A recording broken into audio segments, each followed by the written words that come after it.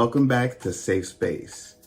This is a show that's dedicated to people of color in the LGBTQIA plus community. Every week I try to bring you a new guest that will share their amazing journeys, and this week is no different.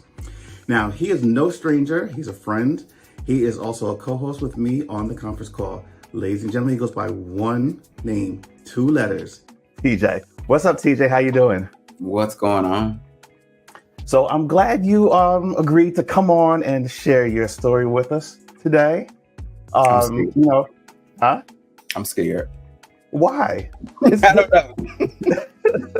This is a safe space. Okay. Hence the name. Yes, this is a safe space. And on top of it, you are the first guest on season 2 of Safe Space. Ooh. So that's another big thing right there. Look at that. Yeah. It feels appropriate. Yes, it does. It does. All right. So listen, what we like to try to do is to let people in on your story, your journey, how you've gotten to this place in your life. Now, as we're friends, so I know kind of a lot of the backstory, but I really want you to be able to share your story. And there was something that really intrigued me that I saw that you had actually put on your feed. So in all transparency, you have a YouTube channel and you have a show called Tweet, and you had actually responded to a show that you had watched, Jared Carmichael. And something you said in there just kind of really struck a chord with me, and I really wanted you to be able to share this story. So, but before we get to that portion of it, I want you to take us back to, as we like to call you, baby gay TJ. Talk about your story and, when it is you came to terms that you knew that you were a little bit different and that you stuck out a little bit. Ooh, we only got an hour. Yes. Okay. So honestly, I don't even know if I've ever talked about this online before. Because I talk about a lot of stuff online, but I don't know if I've actually really gone into detail. So I guess for me, it started in 8th grade. Well, let's just say middle school. I noticed probably around 6th or 7th grade that I had a crush on a boy, and his name was Raven, and he was this beautiful, dark-skinned boy. And so he was my first kind of, I guess, real life boy crush. Mind you, again, this is middle school. And again, middle school age, you're starting to come into hormones you're going into adolescence, and hormones are starting to run. So you're actually now thinking about this type of thing, like crushes and attraction and blah, blah, blah. So around that time, I noticed that, but then I also was like, oh, wait, but I'm kind of supposed to like girls. So I guess to kind of shorten the story, I thought I was bisexual at first. 8th grade, I think I told maybe my cousin or something that was also a good friend of mine and classmate that I was bisexual. And that was again because I started noticing my attraction to boys, but also I had some kind of girl crushes. Girl crushes were really just girls in my classroom that I thought were pretty.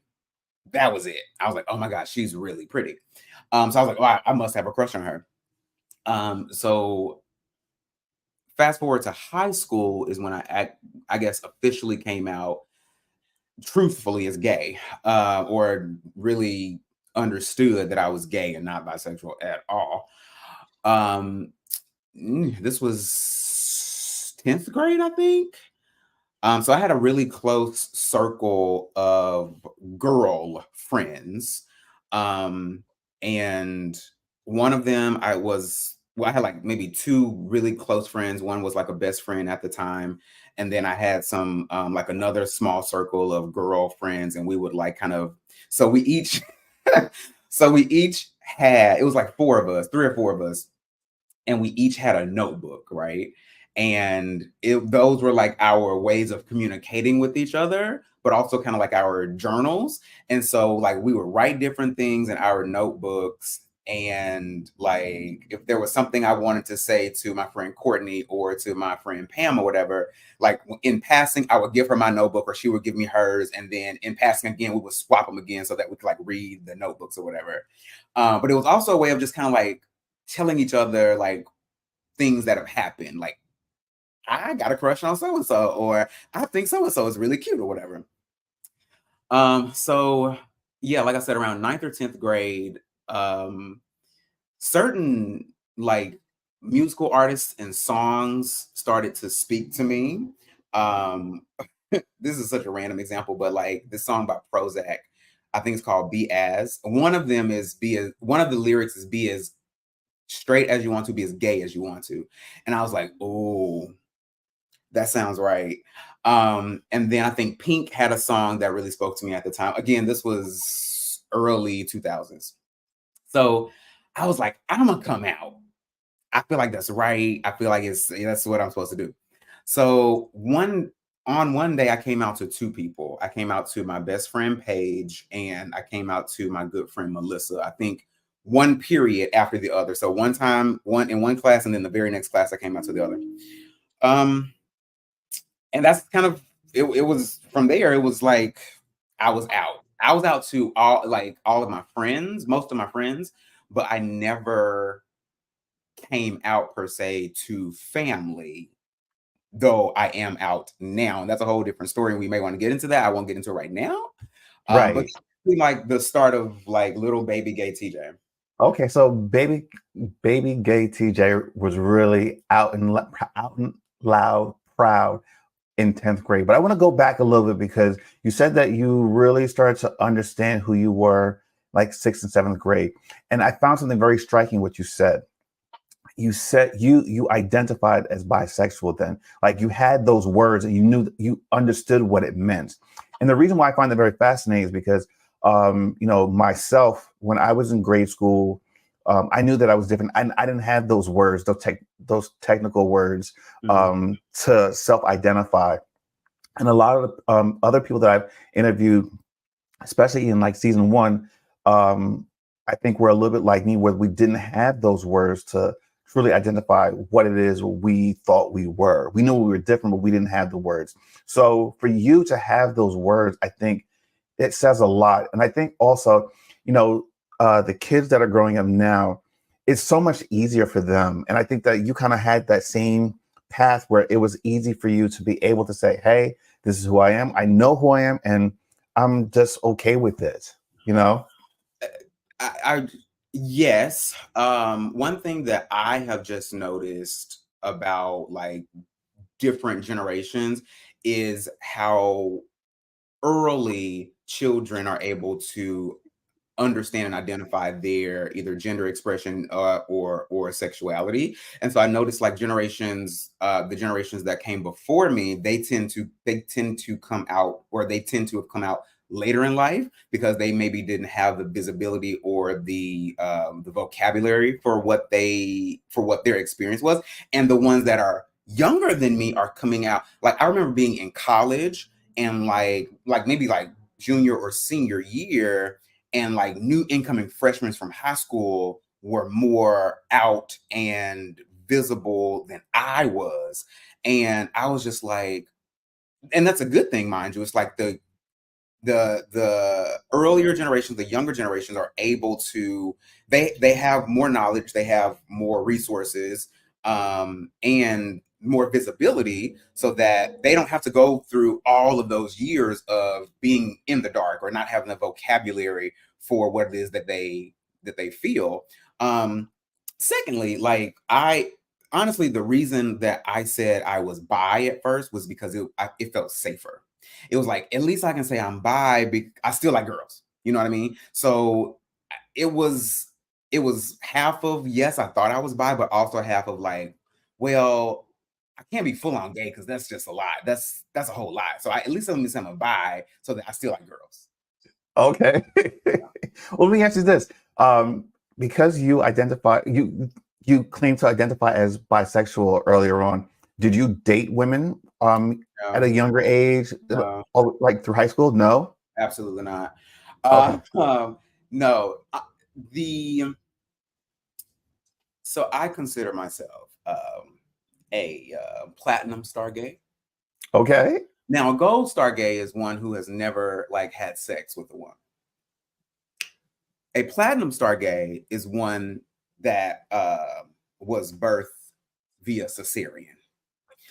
And so I've had zero experience. I've had zero experience with the female form, or that part of the female form. The most experience I have had is one day in high school. Me and my good friend Ashley, I think it was Ashley, we were walking to our bus. Somehow, some rumor had gotten started that like we were dating or something, and somebody on one of the buses said, "Oh, y'all been dating? Why don't y'all kiss?"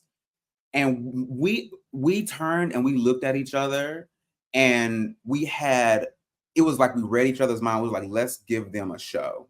And so we literally like kissed, just peck, and we just kept walking. That is the extent for me. So no, Okay. Okay. I've had zero experience. Gotcha. So now I know that you are a platinum card holding member Yeah. of the Gays Society. Yeah. You know, Okay. in high school, one of my friends actually flashed me. One of my female friends flashed me while we were in a pool one time, and I'm still Was that traumatized. traumatic? Quite. Because You, they were large. okay. So you're This, still this, traumatized. this was a high school girl, and though they were large. So yeah, still traumatized by that. Okay. Well, at least you can talk to your therapist about it. Mm-hmm. Mm-hmm. Okay. All right. So, all right. You've pronounced who you are in high school. You've gone to college. What does adult platinum card carrying TJ? How does he show up in the world? I think we're going to touch on family, but I want to leave that really to the end because I want to dive into that a little bit more. What is the platinum card adult TJ? How do you show up in the world? Neurotic. Crazy. um That's a good question. And I feel like that changes as I get old. It evolves as I get older. Um, for example, last year I started to fully realize this vision that I've always had in my head of wearing heels. I have always loved, so I'm a stylist. And when it comes to like women and shoes, ladies, please don't kill me. I love seeing women in heels. I hate seeing women in flats. I hate seeing women in bad flats, especially a ballet flat. So I love people in heels. It ain't got to be a stiletto, but I like a heel. It does something for your body. It does something for your form. It does something for your stature. And so I have always had this vision of kind of being blurring the lines of gender when it comes to style and fashion. And so last year, year before, I bought my first pair of like heeled boots. And now I have like 3 or 4 pairs of heels. And so more like recently, that's how I've been showing up, at different times. Is sometimes I'll go out in a look with a heel on, which is, more feminine, but heels actually started historically with men. But like I said, over the years, the way fully grown gay TJ shows up has just been different. It's just been me being out. That was kind of how it started, and being just like, I don't know if I want to say unapologetic, but just being open, you know what I mean? Like um not shying away from the fact that I'm gay, not lying about the fact that I'm gay.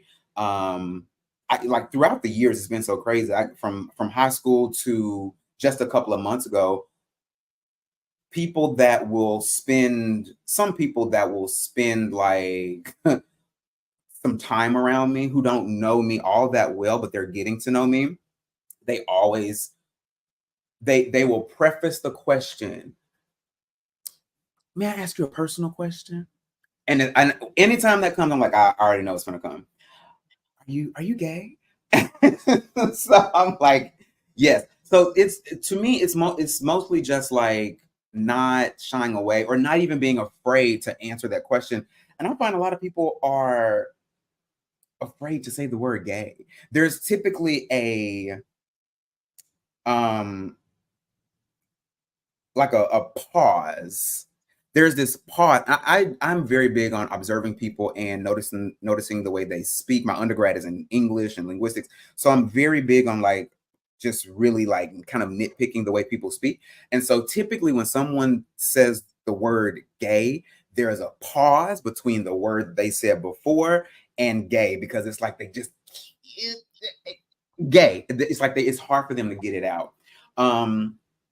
But yeah, I show up as myself, and that evolves every single year, it seems like. Right. Now, I mean, I know you personally, so I know that you're extremely comfortable in your skin. You have no hesitations about who you are. And when you show up as yourself. I mean, I know you don't like people, period, but No, no, no. um,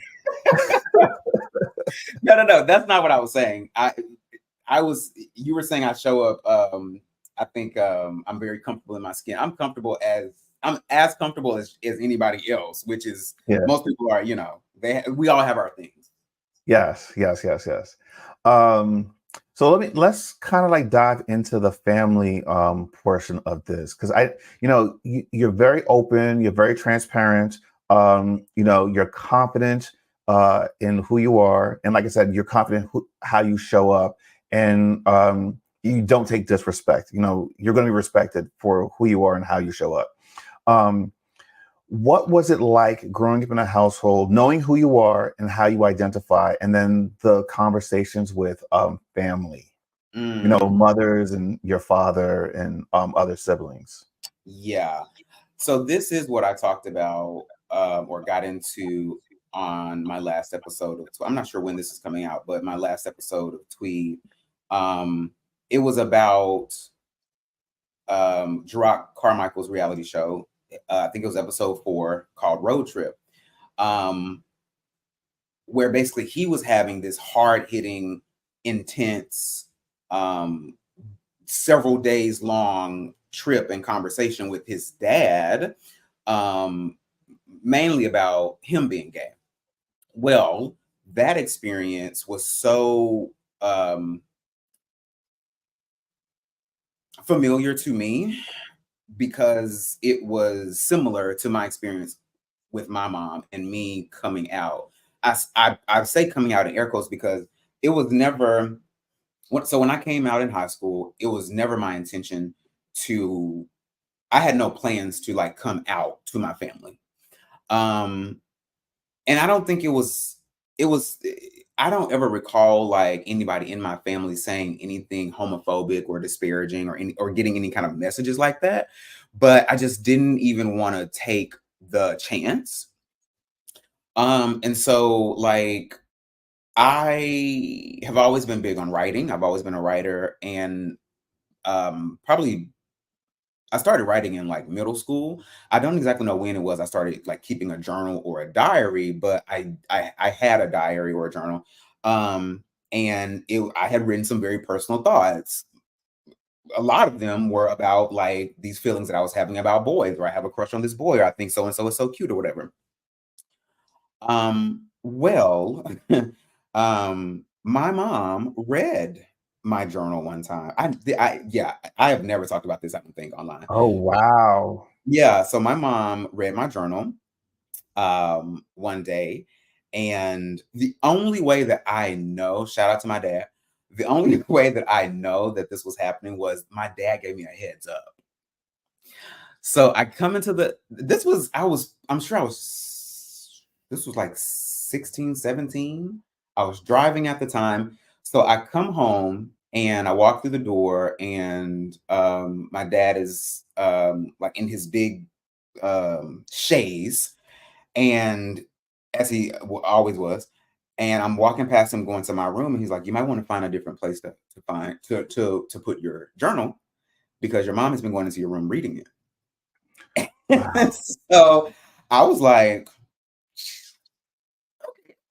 So shortly after that, I don't know exactly how long how long it was between me finding out, but shortly after that, my mom basically confronted me, and we had a argument about it. Um, Thankfully,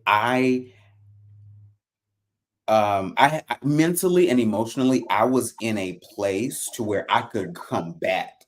I could go toe to toe with her, and not be shamed and not be discouraged. Um, so yeah, so she read my journal. She came into my room. She closed the door. She confronted me, and we kind of it wasn't a screaming match, but we had an argument about it. And I feel like I can remember though that Prozac song and the Pink songs in my head as we're going toe to toe. So yeah, that's how that happened. And I think after that we had another conversation about it, but up until last year, those were the only two conversations that we had about me being gay. Um, Excuse me.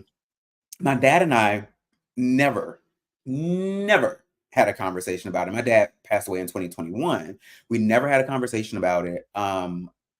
However, I won't say how I know this, but I do know for a fact that he was cool with me being gay. Um, but yeah, we never had a conversation. I have an older brother. We've never talked about it. So I've only literally have had this conversation 3 times, or a conversation about me being gay with my mom 3 times.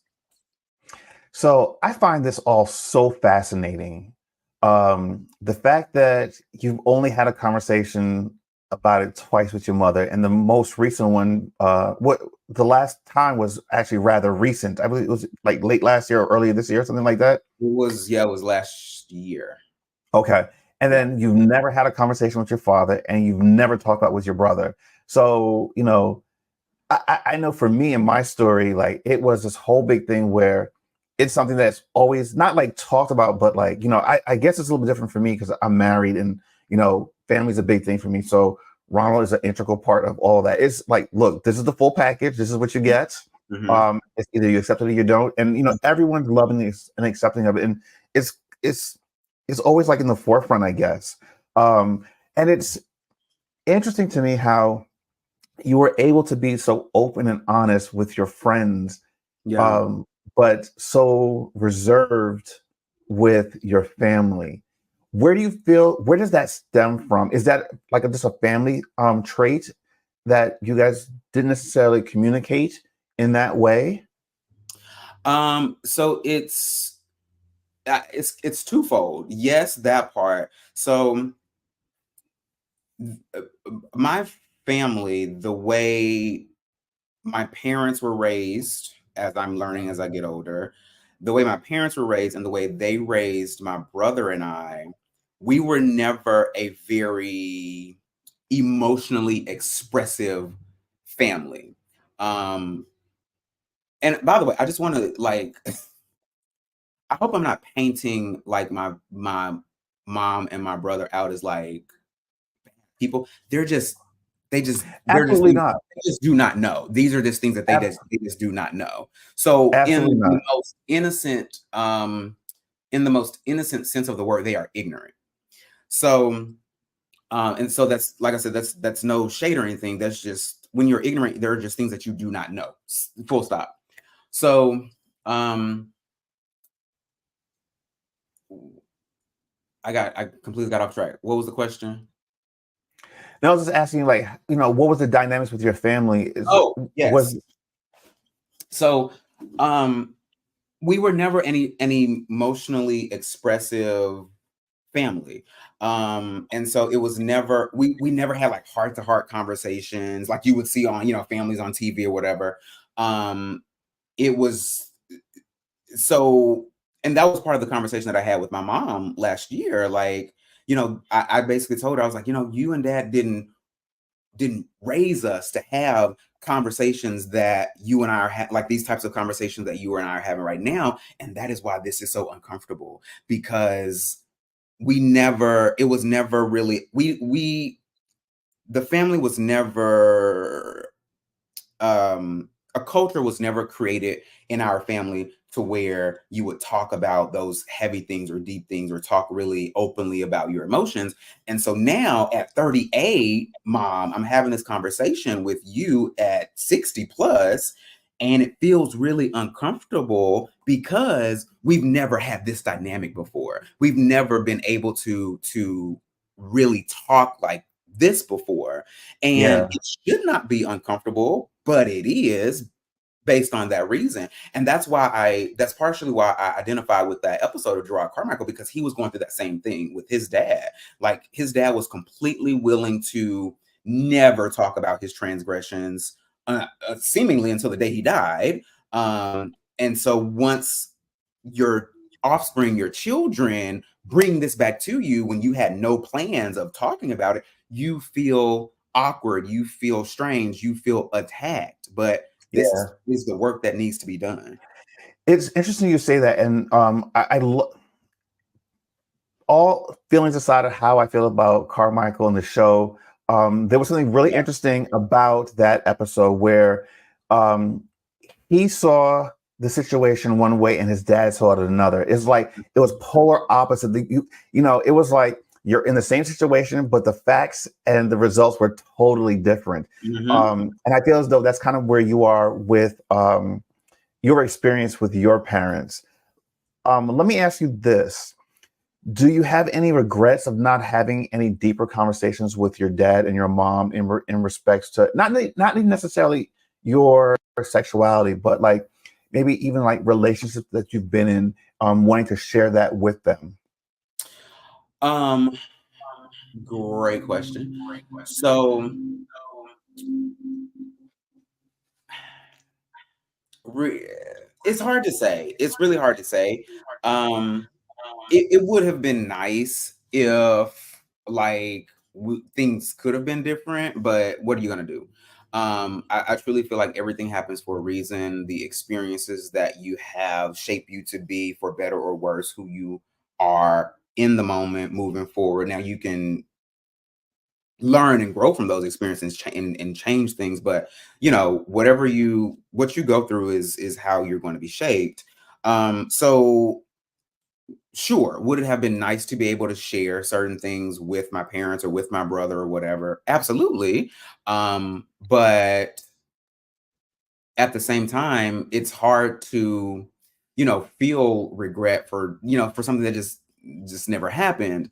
Um, the second point that I realized that I just forgot to make about how I came out with friends as opposed to family was the stakes were lower.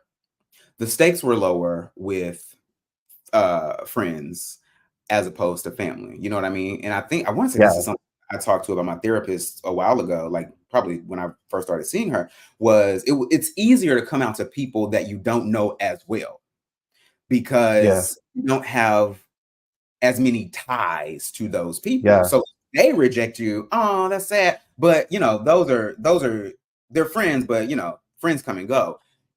These family is the people that you've known your whole life, that raised you, that birthed you, that you stay with, that you live with, that you're going to see every day. So the stakes are lower with friends. Therefore, it's easier to come out to them, or at least it was for me. yeah. Okay, yeah. No, I mean that makes total sense, and I totally understand where you're coming from when it comes to that. Now, I want to talk about how you show up with regards to relationships with friends, with loved ones. What are your takes on marriage or monogamy? Because I think that these are really good topics, and that I think you have a very good perspective that you could share with people. So, kind of open up about that a little bit, if you don't mind. You might be surprised. I, I actually was not expecting this question. So as of late, um, family and marriage is something that I can actually see myself with. Now, if you have followed me for I don't know, more than a year, that might be a shock. Because for basically my whole entire adult life, I have been practically anti all of those things. Um, However, over the last year or so, I have been shown differently, and my heart and mind has been kind of shifted or changed a little bit. So, yeah, in the past, like I have, I've had a handful of relationships, literally like a handful, maybe like 4 or 5. Um, None of them ended greatly. But it was none of them, with the exception of maybe one, was ever going to like end possibly in marriage. Um, but yeah, in I never saw myself as that. I never really subscribed to like marriage per se. It just never really, and that's a whole topic for another day, but it just never really made a lot of sense to me at the time. It felt more like marriage to me felt more like a business contract, which it is, as instead of like love. And I felt like people often would say, "Oh, we got married because we loved each other." But my thought process was always, "Well, you didn't have to get married to do that." Again, whole different topic for a whole nother day. But like as of late, like, and I'm sure this comes with me being, late 30s. I can kind of see myself with a partner that's maybe only going to get on my nerves maybe 40% of the time. Um, so yeah, I can kind of see that now. Kids, maybe I have no, it's convoluted, but yeah, Ladies and gentlemen, you I know. have been Edit this out. I don't like it. listening to some breaking, earth shattering news here.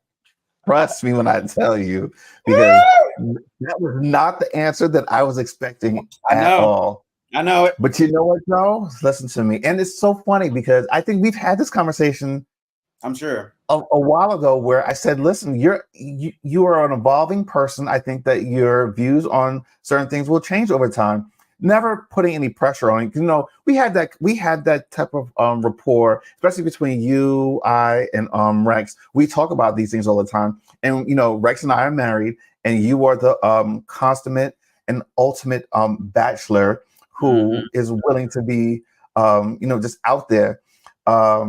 But to hear you say that, I think that all that is growth. I think as we get older, lots of things change for us. Our bodies change, how we see the world changes, how we see other people change.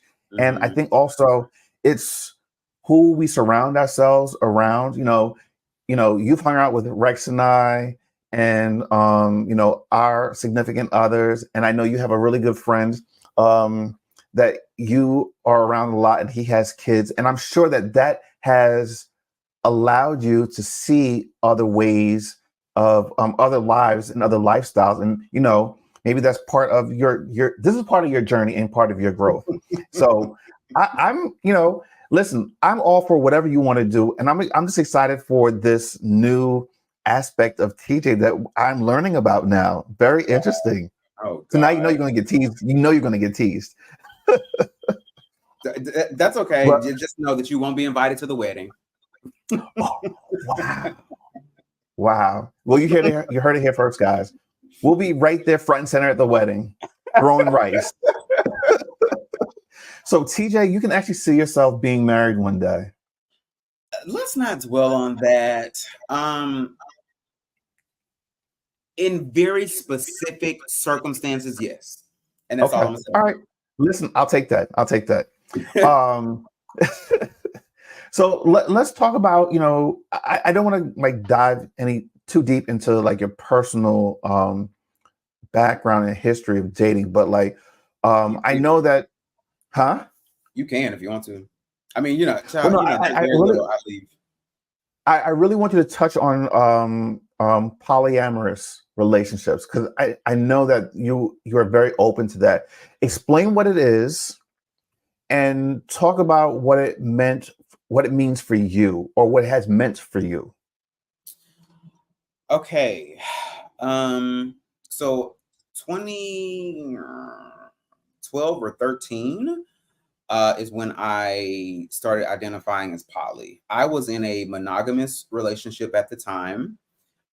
And I was deeply in love with my partner at the time, my boyfriend at the time. And he was deeply in love with me. Um, but I started noticing that in addition to the love that I had for this man, I also was very attracted to other people. And I was like, it doesn't feel right for me to not be attracted to these people. It doesn't feel right for me to deny myself my attraction or my desire to even possibly want to, have something with these people. And so that's basically when I started to identify as poly. Now, I never really had an opportunity to practice being polyamorous in a relationship until 2022, when I met my last ex, and he identified as poly. And so for a couple of months, we were together and poly. Um, and that was a whole entire tornado, which it had less to do about being poly and more to do about I would say a lack of self-love on his part. But um yeah, so for a number of years I identified as poly, and I finally got the opportunity to really be poly in a relationship. Um and so in that relationship, basically, like, he had his freedoms to, sleep with or date or whomever he wanted, and I did as well, which was kind of always like the way I envisioned things. Um, I have recently been going to well, I've gone to like two tapings of this podcast that's here in Nashville, where they do like live tapings at this club that I belong to.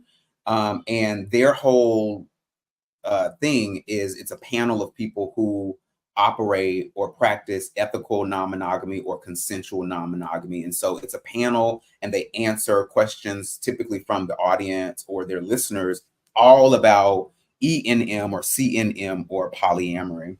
And in anywhere else, anything else that falls on that spectrum, because as I'm learning, different things fall, on the ethical non-monogamy spectrum, such as swingers, such as monogamish.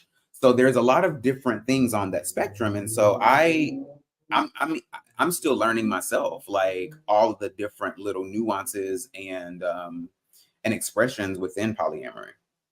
All right. Now, I want people to also understand, when we're talking about poly, it is not exclusive to the LGBTQIA plus Oh no. community. Poly, spans heterosexual um, uh, individuals as well. It's just that I know that you've had experience with that, and that was something that how you identified. And I think that we all have to be honest and open to what it is that makes us happy and how we identify ourselves, and not feel shame about it. That's what I Mhm. want you to at least talk about, because I'm sure there are people out there that are watching this that identifies that, and they probably feel shame from it, because they I'm do sure. not, because people don't understand it. Yeah, I would think so. I mean, I don't even know. It's probably more than a theory at this point, but I feel like a lot of cheating can be like eliminated if people were just to understand ethical non-monogamy just in general. Um, Can you explain that a little bit so people understand what that actually means? Ethical non-monogamy. Yes. I mean, it's basically like an agreement between two or more people that are in a partnership or relationship, to where one or two, or some of those people within a relationship have the freedom or the authority to explore things with other people outside of the relationship. So, for example, if you and I were in a relationship and we wanted to explore ethical non-monogamy, then we would first have to communicate like what that really means to us, what that looks like for us, what are the boundaries of that thing.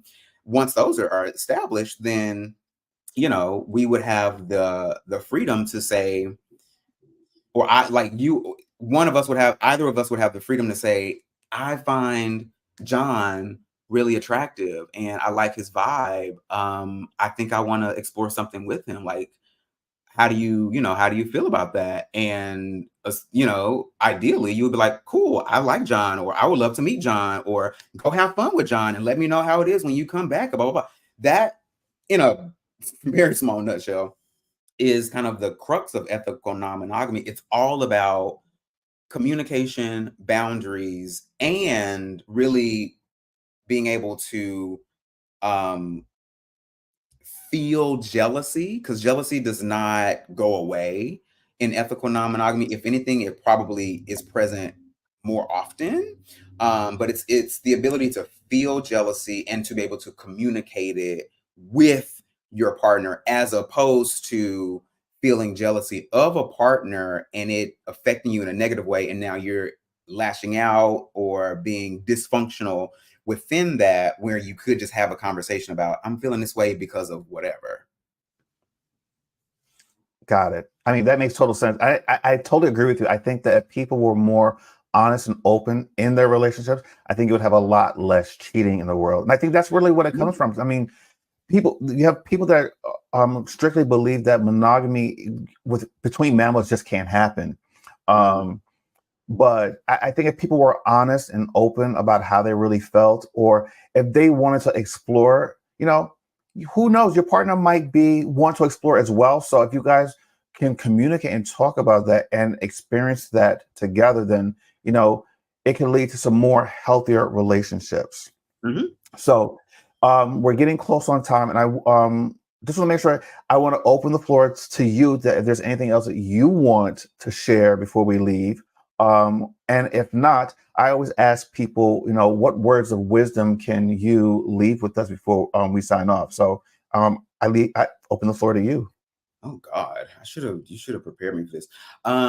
So I don't think there's anything else I want to add, maybe besides, go follow my YouTube. Bizarre Hot. Let's see. I think that's about it. I mean, so the Gerard Carmichael episode that I talked about on Tweet is a slice of that show. I did not. I left out all the other stuff that that is insane about this man. I just took that little excerpt. So please don't think I am in support of like any kind of that is that little thing. But we must have a conversation about that show as a whole. Well, listen, I think we are all in agreement for the conference call. We're going to actually do a whole entire episode, or maybe a series on that alone, because that is definitely worth exploring. I have some thoughts and opinions about that too, as well. So, yeah. We should.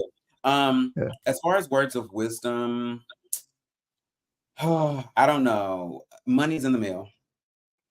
Money is in the mail. Okay.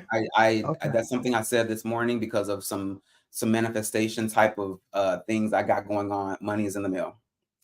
All right. So make sure that when you get your money in the mail, you send me a check as well. Why gotta send you a check? We friends. That's what we do. You should be paying me because I'm, guest on the show.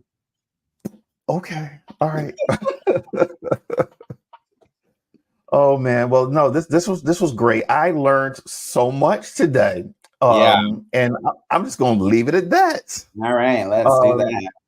Yeah. So guys, thank you again for joining me for another amazing episode. So until I see you next time, take care of yourself, be kind to others, and maintain a safe space. I'll see you guys next time. Goodbye, everybody.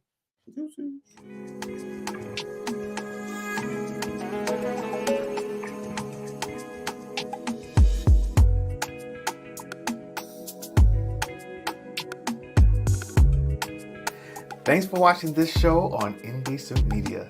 Now, if you're watching here on YouTube, make sure to subscribe, like this video, and hit the notification button so that you can get notified when we drop new videos every week. See you guys next time.